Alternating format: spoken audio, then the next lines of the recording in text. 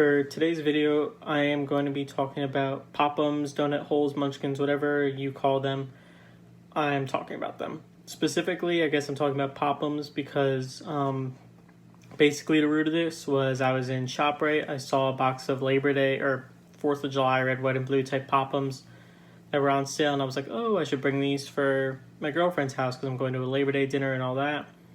And I decided against it just because I didn't know if it would be like appropriate for me to bring. I didn't know what like the quality standards of the food would be, and part of me I guess is kind of glad I didn't. Like, it would have been fine, I'm sure, but like a lot of the food there was like good food.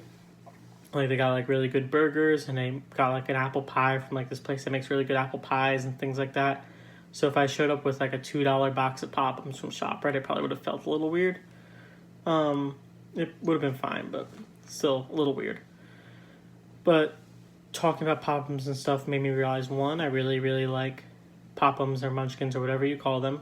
I think most of the time, I was talking about it with my girlfriend, I think if I just like called it a word, like if there was a place that specialized in making them, I'd probably call them Munchkins. That's just what I'm most familiar with, I guess. And growing up, especially when you're little and all that, your first like introduction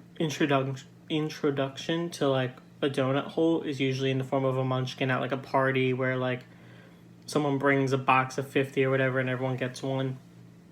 So that's probably why I lean more towards calling them munchkins, especially because Dunkin' Donuts is so popular around the East Coast in America.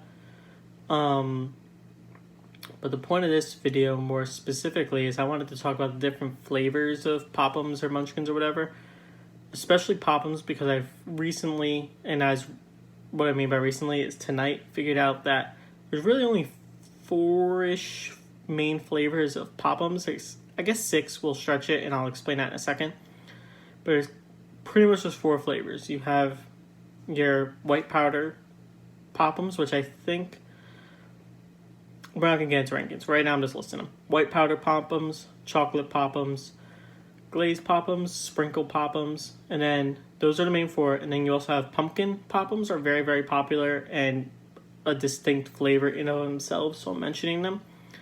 And then you also have the chocolate frosted Pop-Ums, where it has like the white cake on the inside and like a thicker chocolate frosting on the outside.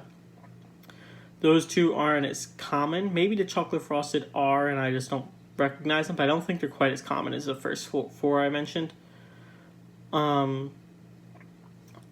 And my girlfriend pointed out a good point that the sprinkle Pop-Ums really are just chocolate Pop-Ums with sprinkles on it, which I never kind of put together. I haven't really had the sprinkle ones in a long time. Usually if I go for Pop-Ums, I either go for the glazed or the powder.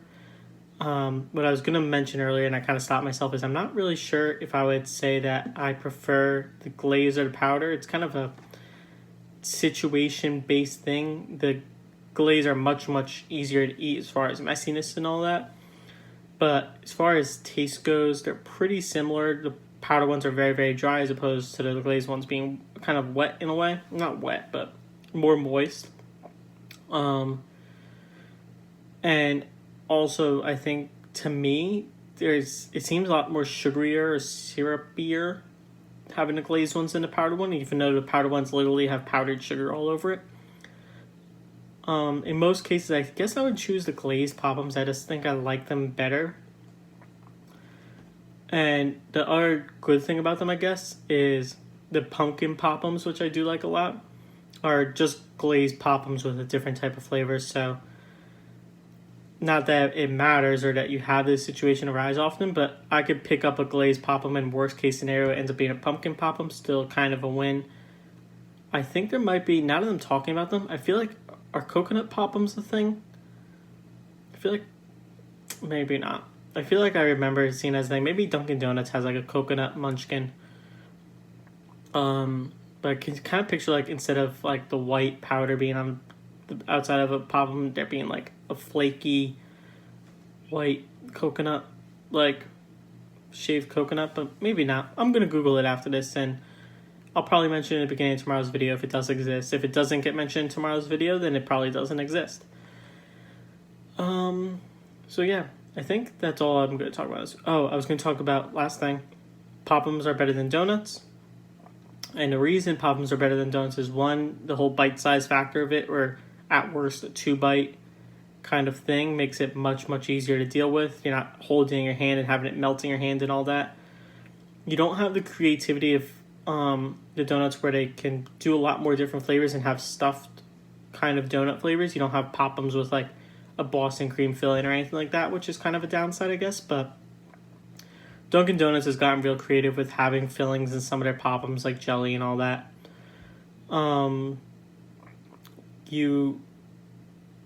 The other nice thing about the Munchkin size Pop'em donut holes is just the quantity. Usually you could eat a lot more of those. It's not healthy for you, but you could put down a good 4 to 6 Pop'ems, no problem. Whereas having a full donut in a lot of cases is a challenge, especially if you get it like from a good place where it's a hearty donut. One point I'll give to the donuts is the ceiling for donuts, like the quality of a good donut is monumentally better than anything you get in a donut hole. Specifically, I'm thinking of a place like Krispy Kreme. If you get a fresh Krispy Kreme donut, like fresh from the factory, that is probably better than the Pop'em you have sit on the shelf in Dunkin' Donuts. It's still so much easier to eat the Pop'em, but having like the quality difference there is definitely something worth considering. With that being said, the floor for a donut versus a Pop'em is much, much higher for a Pop'em, where you could have some bad donuts. I've definitely had donuts that were like stale and gross and like a bad flavor or things like that, or just the cake itself wasn't good. It wasn't a good recipe of donut. Whereas Pop'ems are very, very standard across the board, and I feel like most of them are pretty similar. So it's very hard to have like a bad Pop'em or Munchkin or donut hole or whatever you would want to call it.